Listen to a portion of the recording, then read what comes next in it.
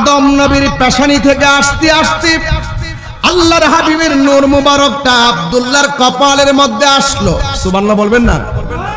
মা আমেনা বলেন, আমি একদিন ঘরের ভিতরে আমি ঢুকলাম, দুইটা দেখলাম আমার নবীর আমার স্বামীর কপালের ভিতরে একটা নূর মুবারক চমকাইতেছে। স্বামী যদি ভালো কাপড় চোপড় পরে থাকে স্ত্রীর কাছে অনেক ভালো লাগে, আর স্ত্রী যদি ভালো কাপড় চোপড় পরে রাখে তাইলে স্বামীর কাছে বেশি ভালো লাগে।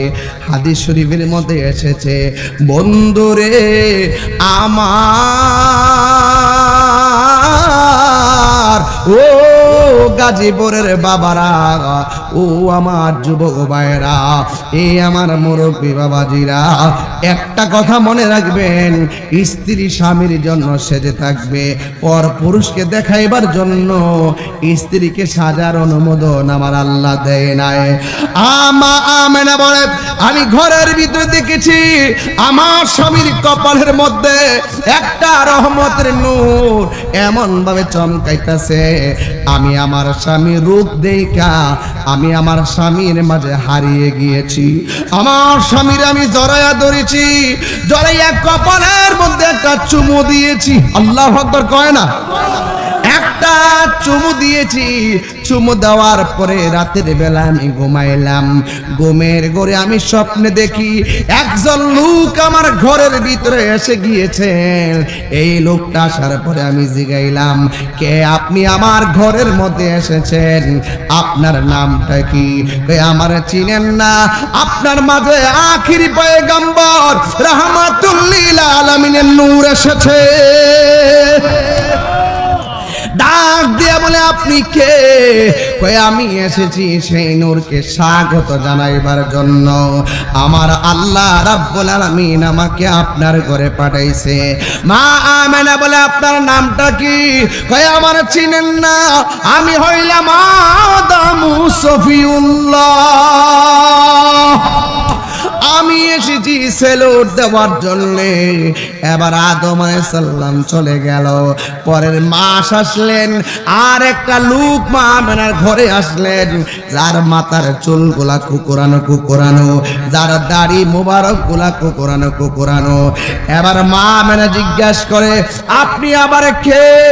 আমার ঘরের ভিতরে এত গভীর রজনীতে এসেছেন, আমার চিনেন না? আমি হইলাম এমন একজন পয়গম্বর যার মরণ হয়েছে কিন্তু গোসল হয় নাই, যার মরণ হয়েছে কিন্তু কাফন হয় নাই, যার মরণ হয়েছে জানাজা হয় নাই, যার মরণ হয়েছে কবর হয় নাই। এবার মা আমেনা বলে, কেন এসেছেন? আমি এসেছি নবীকে সেলুট দেওয়ার জন্য। আল্লাহ রাব্বুল আলামিন আমাকে আপনার ঘরে সংবাদটা দেওয়ার জন্য পাঠাইছে, আপনি রাহমাতুল লিল আলামিনের মা হতে চলেছে। খুব গভীর কথা। একটা মায়ের ঘরে যদি ছেলে হয়, ছেলে পরীক্ষা করার পরে যদি বলে যে আপনার ছেলে হবে, কত খুশি হয়। আর রাহমাতুল লিল আলামিনের মা হবে, তিনি সব নবীদের নবী, তিনি কত খুশি। আজকে বড় আফসোস লাগে, কিছু কিছু মানুষ ইউটিউবের মধ্যে বলে নবীর আব্বা আম্মা নাকি জাহান্নামী। নাউজুবিল্লাহ, জুড়ে বলেন না কেন? এই সমস্ত টিকটক মৌলবীদের, ঘুমটা মৌলবীদের কথায় ফাঁদে পা দিবেন না, সাবধান করে দিলাম। নবী নাই, জিন্দেগি বরবাদ হয়ে যাবে। কথা বলেন ঠিক কি না বলেন? এবার ডাক দিয়া বলে, আপনার নামটা কি? যার মরণ হইছে, গোসল হয় নাই, কাফন হয় নাই, জানাজা হয় নাই, কবর হয় নাই। এই লোকটা ডাক দিয়া বলে, আমেনা, ও আমেনা, আমার নাম হলো হযরতে ইদ্রিস আলাইহিস সালাম। ও বন্ধুরে, এমন ভাবে দিনের পর দিন, মাসের পর মাস সংবাদ আসতেছে। একদিন মা আমেনা বলেন আমার শরীরটা বড় ইতস্ত হয়ে গেল, শুধুমাত্র সংবাদ শুনতে শুনতে আমি পেরেশান, কখন আমি রাহমাতুল লিল আলামিনের চেহারা মুবারক দেখব। এইভাবে যখন চিন্তা করতেছে, মা আমেনা বলে আমি একদিন রাতের বেলা পেরেশানিতে পড়ে গেছি, কোনোভাবে আমার পেরেশানি দূর হয় না। আমার স্বামী নাই, আমার পাশে কোনো মানুষও নাই যে মানুষকে ডাক দিয়া বলবো আমি বিপদের মধ্যে আছি, পেরেশানির মধ্যে আছি।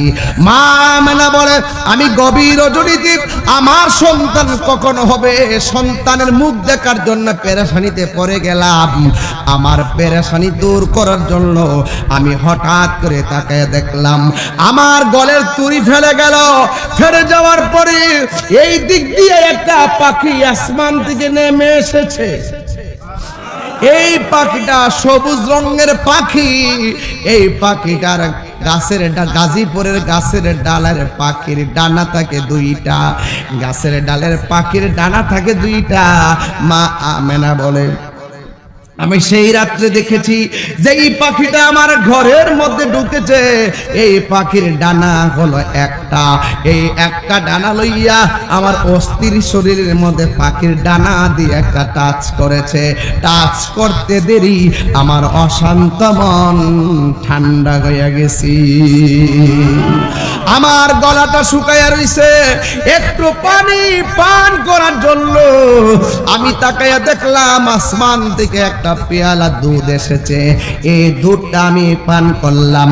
পান করার সাথে সাথে আমি ডান দিয়া দেখলাম একটা নূরের পর্দা লেগে গেছে, বাম দিক দিয়ে তাকায় দেখলাম আর একটা নূরের পর্দা লেগে গেছে, সামনে তাকায় দেখলাম একটা নূরের পর্দা লেগে গেছে, আর পিছন দিক দিয়ে তাকায় দেখলাম আর একটা নূরের পর্দা লেগে গেছে।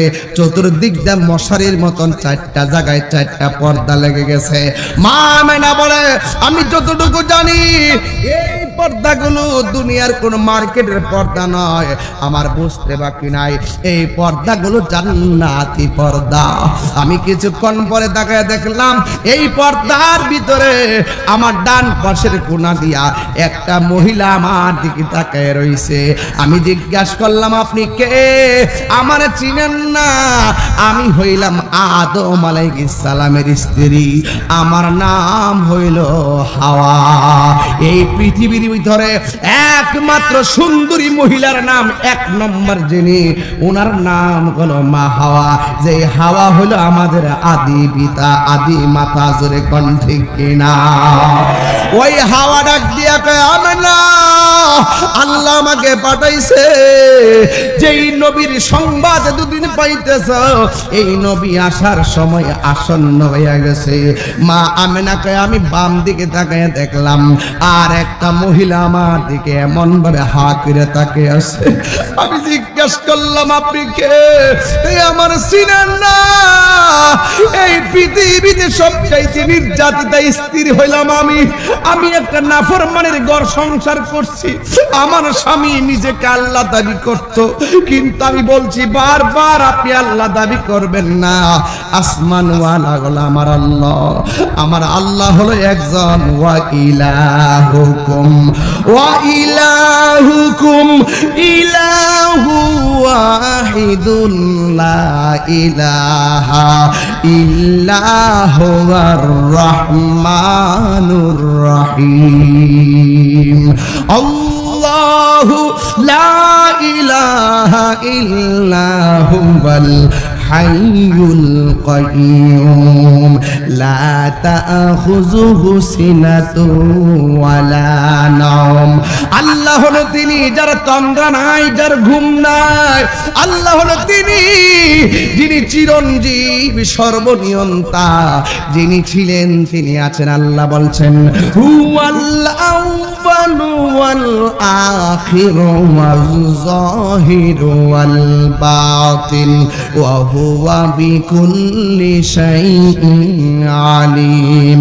আল্লাহ রাব্বুল আলামিন বলছেন, আল্লাহ রাব্বুল আলামিন বলে দিয়েছেন কি إن بطش ربك لشديد إنه هو يبدئ ويعيد وهو الغفور الودود ذو العرش المجيد الله رب العالمين বলছেন قل هو الله أحد الله الصمد لم يلد ولم يولد ولم يكن له كفوا أحد আমেনা আমার স্বামীটা নিজেকে আল্লাহ দাবি করত কিন্তু আমি তাকে বারবার বোঝাইতাম কিন্তু মানত না আমি স্বামীর সামনে আমি আল্লাহর জিকির করতে পারতাম না আমারে মারতো এমন একটা জ্বালা যন্ত্রণা সংসারে করেছি ও গাজীপুরের মা গো তোমার স্বামী তো নাফরমান না তোমার স্বামী তো তোমাকে আল্লাহর নাম লিখতে ডাকতে নিষেধ করে না ওই সময়ে ওই স্ত্রীকে আল্লাহর নাম ডাকতে যদিও নিষেধ করেছে ওই মহিলাটা নীরবে নীরবে জামাই ঘুমাইয়া গেলে নীরবে নীরবে আল্লাহর নামের প্রেমে ফানা হইয়া যেত একদিন রাতের বেলা তাকে দেখতেছি ও তার স্ত্রী ঘরের কোনায় বৈশা বৈশা আল্লাহ আল্লাহ ক্যা মুবারক নাম হ্যায় अल्लाह अल्लाह आशिकों का काम है अल्लाह अल्लाह मोमिनों का काम है बुलबुले बाग मदीना कुर्रते आने रसूल यानी बीबी फातिमा खैरुन निसा की वास्ते जुरे के अल्लाह अकबर बोला जावे ना